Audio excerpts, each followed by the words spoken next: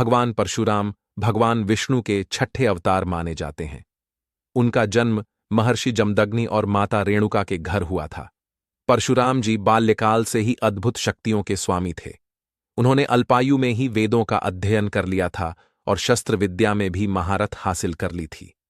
परशुराम जी का प्रमुख उद्देश्य था पृथ्वी पर बढ़ते अधर्म और अत्याचार का नाश करना।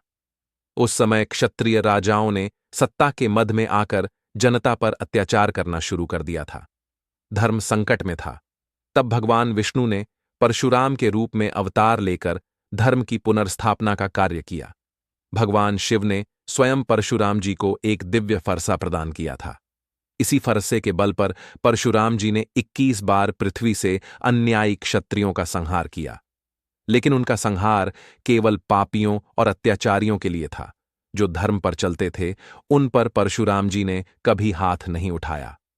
एक प्रसंग में जब राजा सहस्त्रबाहु अर्जुन ने परशुराम जी के पिता महर्षि जमदग्नि का वध कर दिया, तब परशुराम जी ने प्रतिज्ञा ली, मैं इस अन्याय का प्रतिकार करूंगा और पृथ्वी से अधर्मियों का विनाश करूंगा।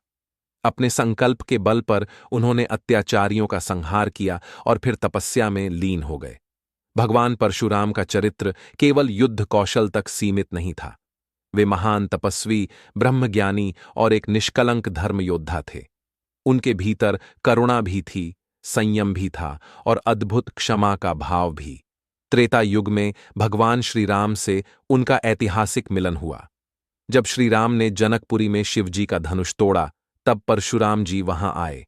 उन्होंने श्री राम के तेज और मर्यादा को पहचान लिया और उन्हें अपना आशीर्वाद प्रदान किया।